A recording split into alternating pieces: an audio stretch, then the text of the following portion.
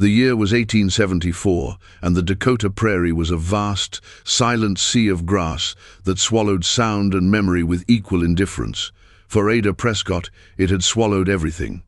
The sky above was an empty blue bowl, a stark contrast to the scorched earth at her feet where the family wagon had burned.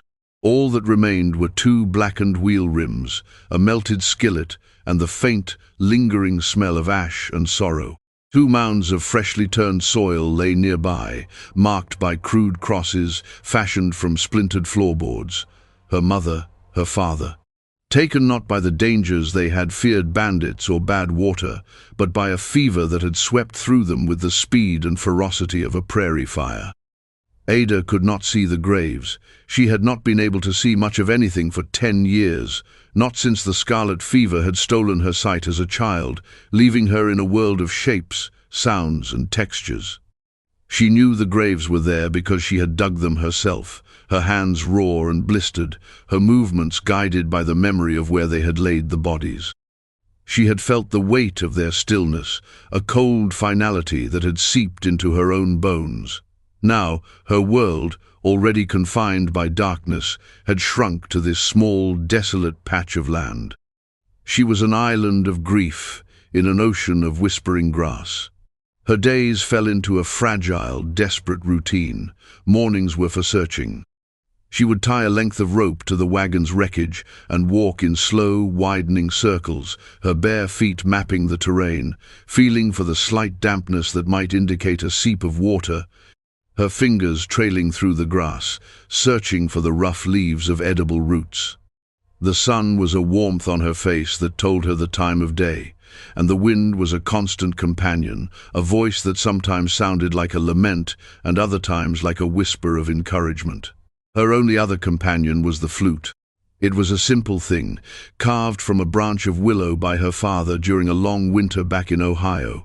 It was smooth and cool in her hands, its 6 holes worn into familiar divots beneath her fingertips. He had taught her to play, his large, calloused hands guiding hers. "Music finds a way when words get lost, Ada girl," he used to say.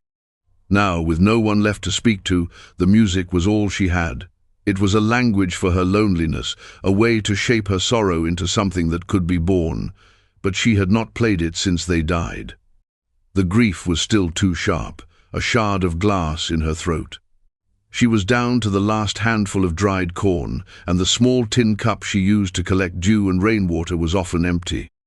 A gnawing hunger had become a permanent resident in her belly, and a deeper, more profound hunger for connection hollowed out her soul. She was 17, blind, and utterly alone, a ghost haunting the ruin of her own life. The stasis of her existence was a slow death, a fading away she was too stubborn, or perhaps too frightened, to accept.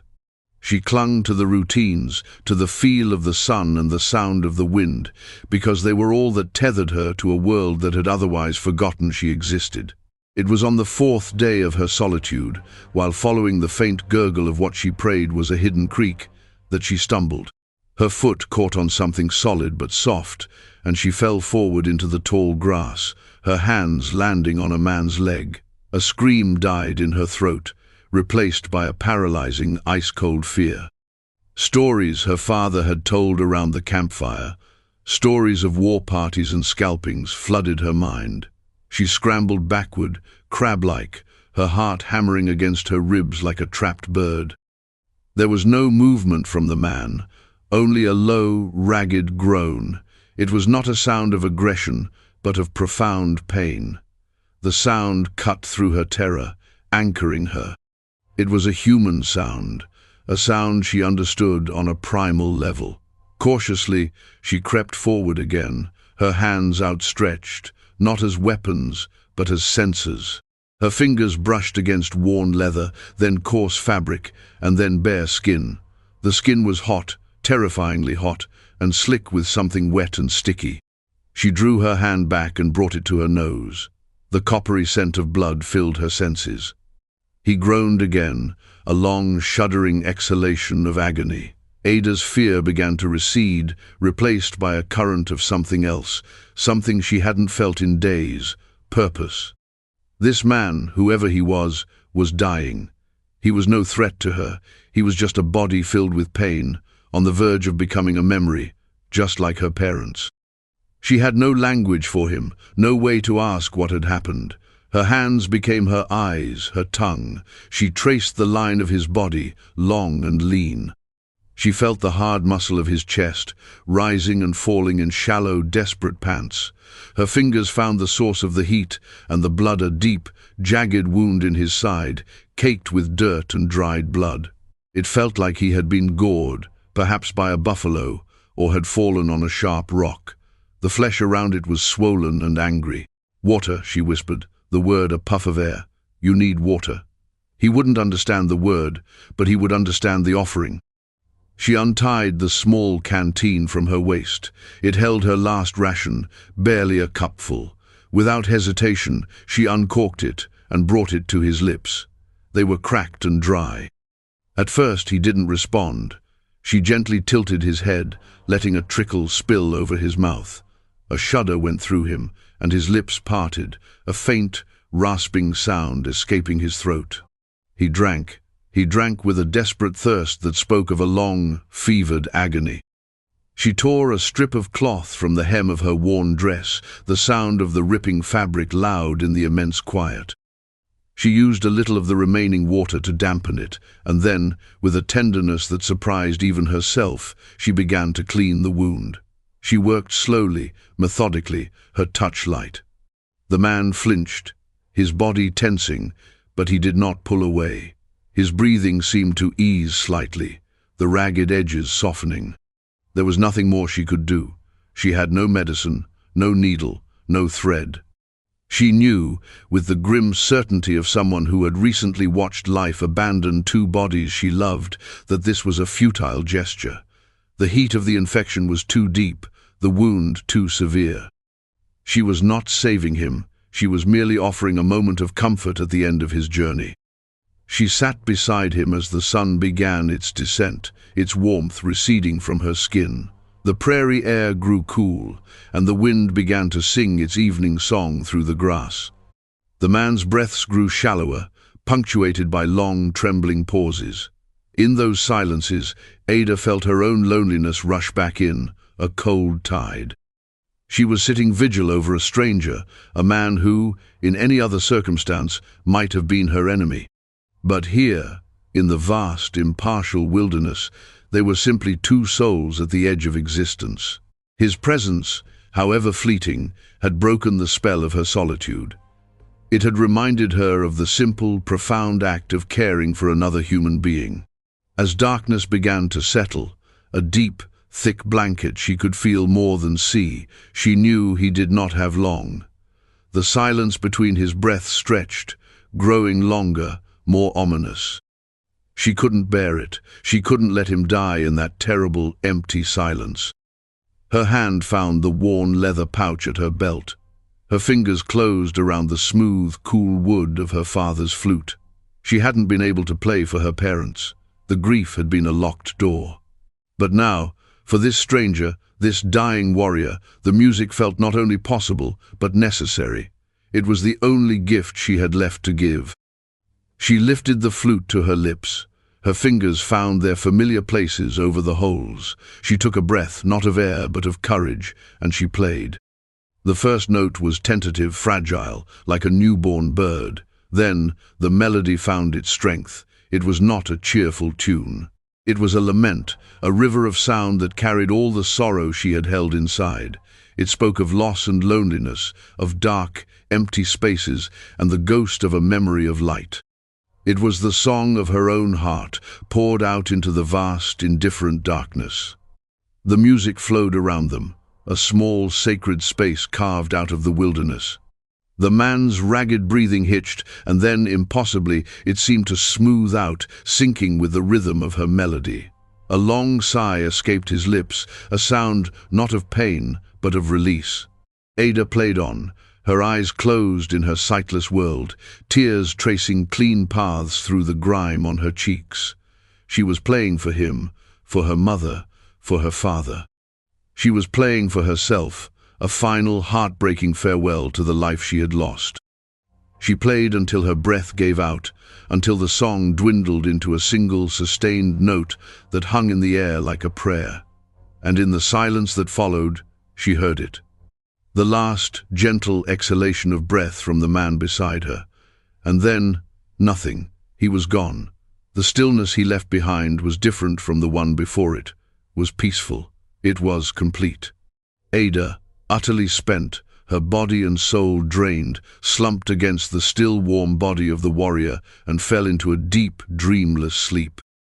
The sun was a warm weight on her eyelids when she awoke.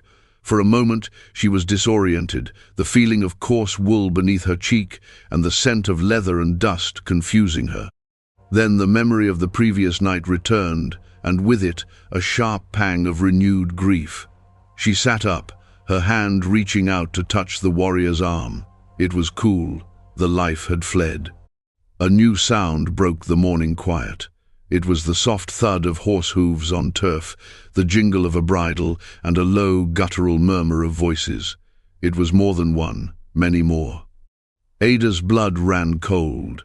She froze, every muscle in her body screaming at her to run, but there was nowhere to go.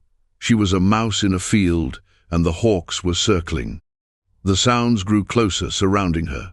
She could smell the horses now, their earthy, sweaty scent, and the smell of wood smoke and leather from the men who rode them. A sharp click, the sound of a rifle being cocked, echoed near her ear. She flinched, pulling her knees to her chest, making herself as small as possible. The voices were a low rumble, questions and commands in a language she could not pass. She could feel the weight of their eyes on her, a physical pressure. This was it.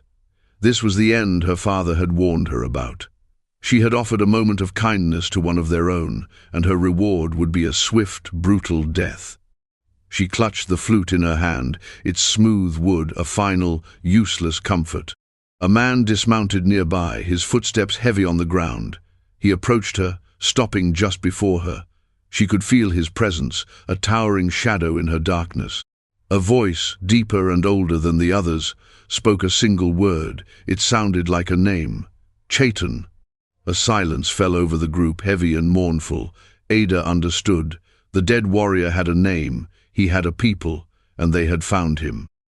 She waited for the blow to fall, for the sharp pain that would send her into the same long silence. But it didn't come. Instead, the heavy footsteps moved past her, toward the body of the warrior.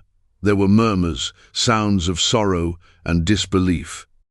The older man, she presumed, was examining the body.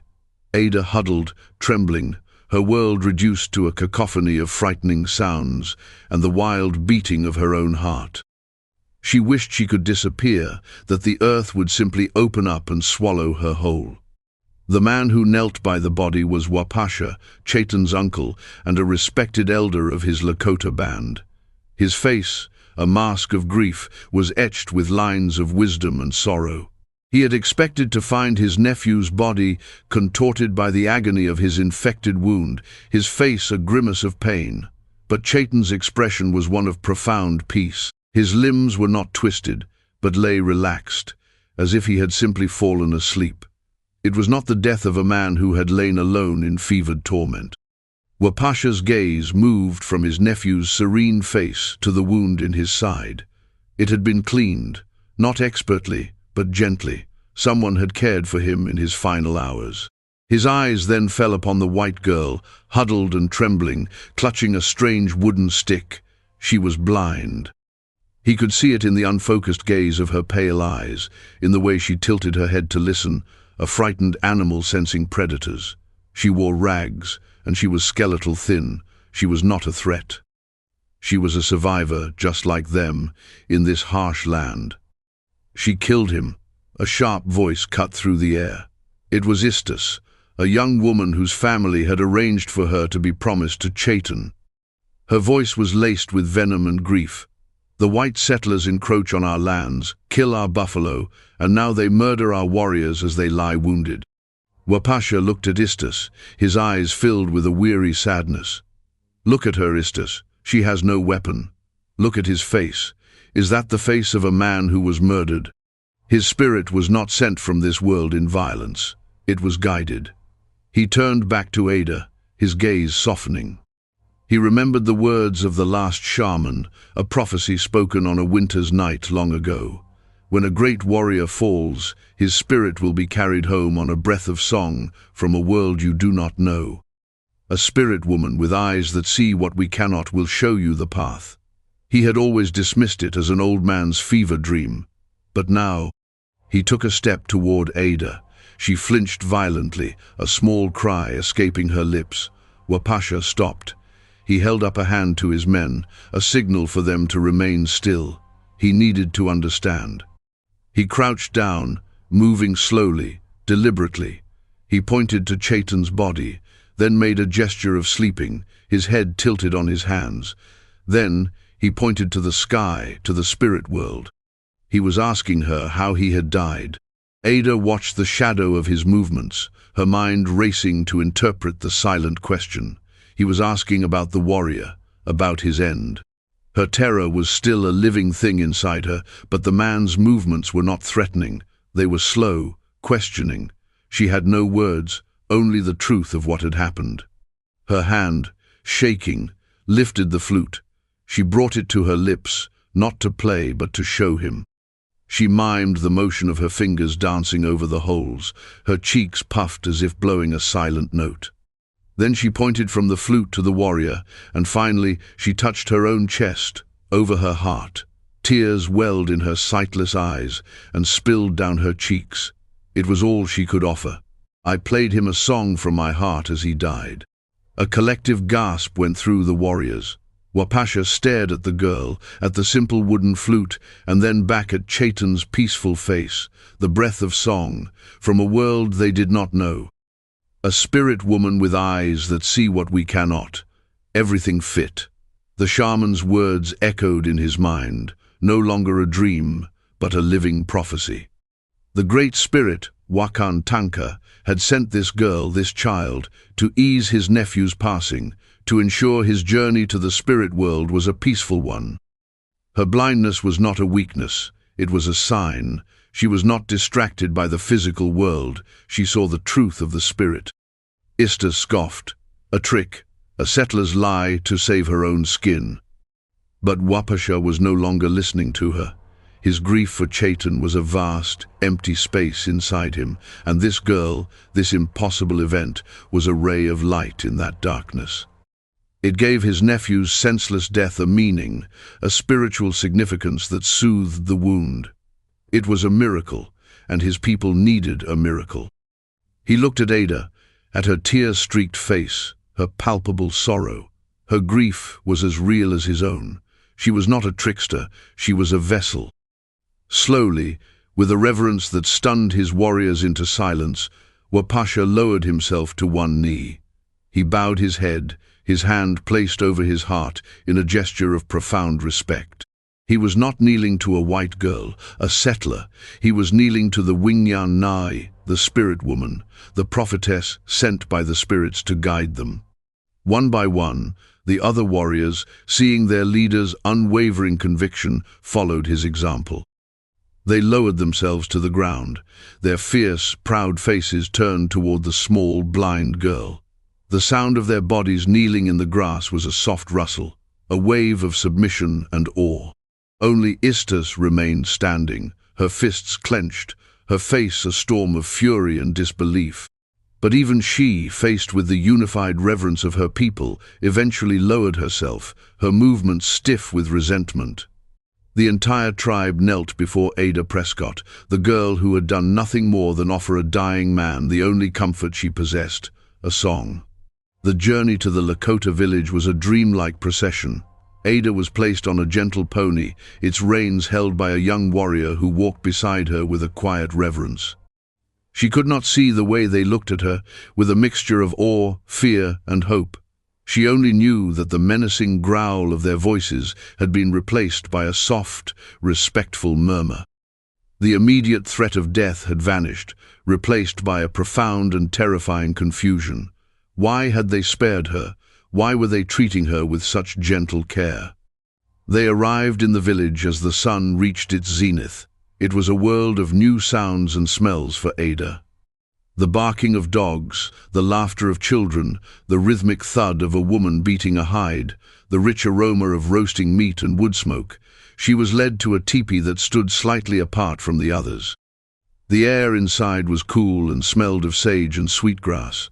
A soft buffalo robe was laid out for her, and she was given a bowl of warm, rich stew and a dipper of fresh, cold water. She ate like a starved wolf, the food a balm to her empty stomach. But her mind reeled. A woman, her hands gentle and her voice a soft coo, came and tended to her. She washed Ada's face and hands, combed the knots from her matted hair, and gave her a new garment, a simple dress of soft, supple doeskin that felt like heaven against her skin. Ada submitted to it all in a state of numb shock. This was not the captivity she would have imagined. It was an honor she could not comprehend.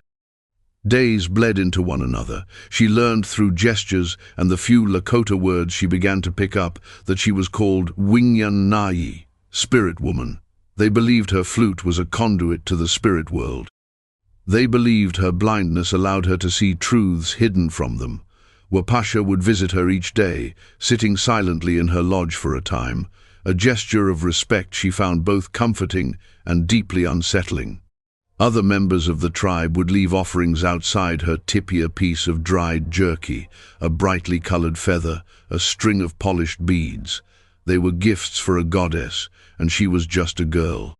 Her greatest challenge was Istus.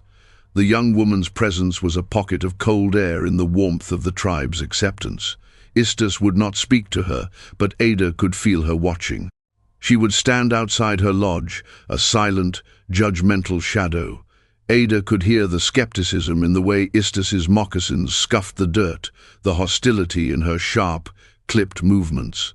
Istus believed she was a fraud, and in the quiet of her own heart, Ada knew she was right. She had no prophecies to give, no wisdom to impart. She was just Ada, frightened and lonely and grieving. The role they had thrust upon her was a costume that didn't fit, a heavy mantle of expectation she could not possibly bear. She had traded the isolation of the open prairie for the isolation of a pedestal. She was surrounded by people, yet more alone than ever. One evening, overwhelmed by the weight of her strange new life, she sought the only solace she had ever known. She sat at the entrance of her tipi, the cool night air on her face, and raised her father's flute to her lips. She didn't play for the spirits, or for the people who now called her their prophetess. She played for herself. She played the melodies of her childhood in Ohio, songs of green hills and flowing rivers, a world of light and color she held only in her memory. She played the sorrowful tune she had played for Chaitan, the notes weeping into the darkness. It was a conversation with her ghosts, a way of remembering who she was, the girl named Ada, before she became the Wingyan Na'i. As she played, the village fell silent. The sounds of dogs and chatter died away. People emerged from their lodges, drawn by the music. They stood in the darkness, listening, their faces rapt. They did not hear songs of a distant home. They heard the voice of the spirits. They heard whispers of the coming buffalo, the promise of rain, the sorrow of a world beyond their own. In her simple, honest grief, they found a profound and holy mystery. Wapasha stood among them, his heart swelling with conviction. He had been right. The spirit woman was communing with those who walked the sky. Her song was a bridge between their worlds. He glanced at Istus, who stood at the edge of the crowd, her arms crossed. For the first time, he saw not just anger in her face, but a flicker of doubt, a sliver of unwilling awe. Ada finished her song, the last note fading into the chirping of crickets. The silence that followed was not empty. It was filled with a shared reverence, a communal peace. She did not know what they heard in her music, what false hopes or grand prophecies they gleaned from her simple tunes. She only knew that in this strange, unexpected place, her music had given her more than just solace. It had given her a home. It was a fragile belonging, built on a profound misunderstanding, but it was belonging all the same. She was no longer Ada Prescott, the blind, abandoned settler. She was the spirit woman of the Lakota, a prophetess who spoke not with words, but with a breath of song, her darkness filled with a strange and bewildering light. And for now, it was enough.